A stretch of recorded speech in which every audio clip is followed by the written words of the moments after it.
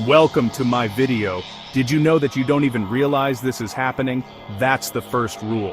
When powerful systems begin to fail, there is no announcement, no headline saying this is the beginning of the end. Instead, everything continues. You wake up, you work, you pay bills, you hear about growth, reform, recovery. And that's exactly why the pattern works. Because collapse doesn't feel like collapse at the start. It feels like inconvenience, like inefficiency, like something that will eventually be fixed. So let's place you inside the system. You're not living at the end of history. You're living in the middle of it. Things cost more than they used to. Rules feel more complicated. Progress feels slower. But nothing feels urgent enough to panic, and that's how every failure begins. History proves this. Every powerful system fails the same way, not because of a single bad decision, but because of a long sequence of decisions that all make sense in isolation. So let's break down that sequence. Slowly, clearly, without drama. Because this is not a story about villains, it's a story about incentives. Every system begins with real success.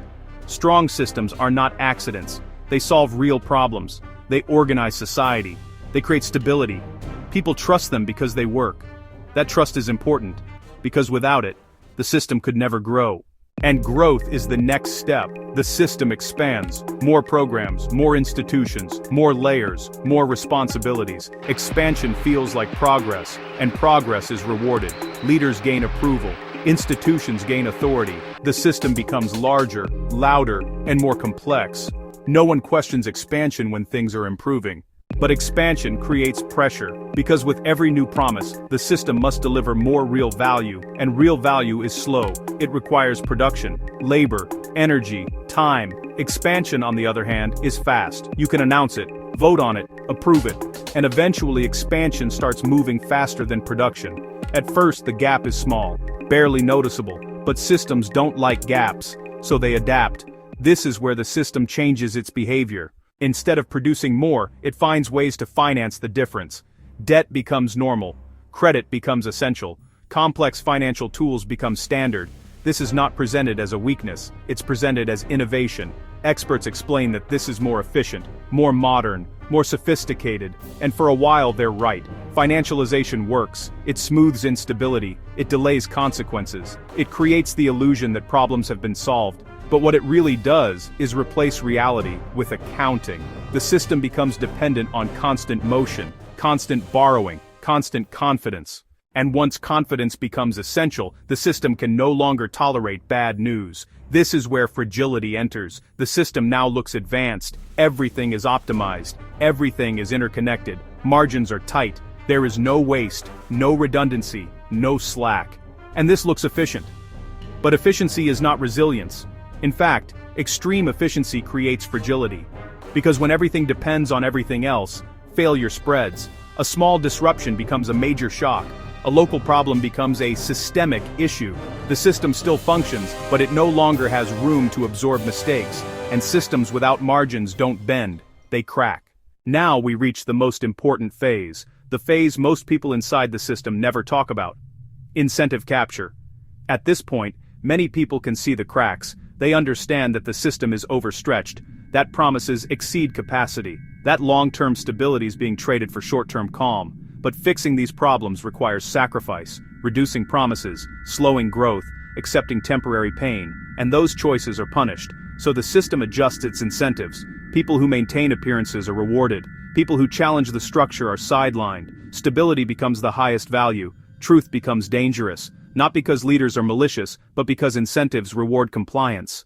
The system begins to protect itself. Its original purpose becomes secondary. Survival becomes primary. Maintenance replaces leadership. Management replaces vision. The machine keeps running, even as it drifts further from reality. Eventually, the final stage arrives. Trust collapse. This stage doesn't begin with anger. It begins with quiet resignation. People stop believing effort leads to progress. They stop trusting institutions to act fairly. They start navigating the system instead of believing in it. Rules feel uneven. Outcomes feel predetermined. Trust erodes slowly, then all at once. And when trust collapses, everything becomes harder.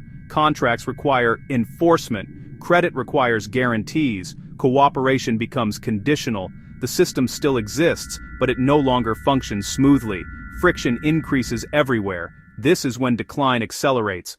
History shows this pattern repeatedly. Spain didn't collapse because it lacked wealth. It collapsed because wealth replaced production, gold flowed in, industry weakened, the economy became dependent on inflows. When those inflows slowed, the system had nothing underneath. Britain didn't collapse because it lost a single war. It collapsed because global commitments exceeded economic capacity. Debt delayed consequences, but credibility shifted elsewhere.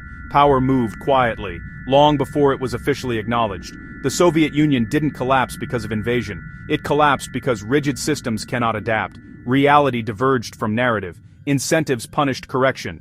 And the system failed from within.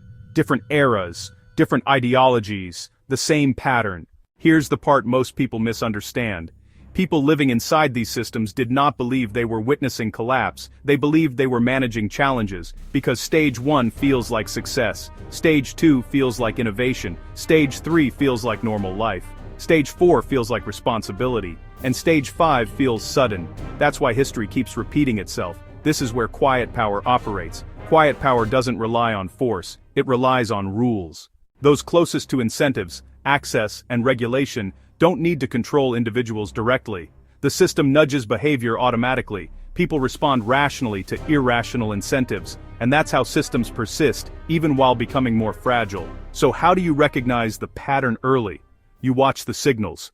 Promises expanding faster than productivity, money becoming easier than building, assets rising faster than real value, incentives punishing long-term thinking, trust declining across society.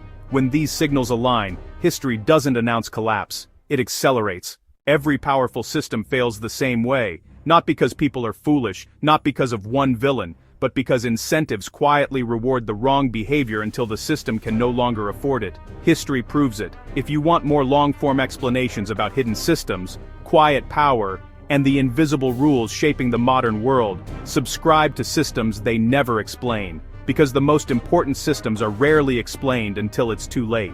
Your turn. What signals did you notice this week? Pause and comment one example. Share this with a curious friend. Subscribe for deeper dives into hidden systems and quiet power. See you in the next video.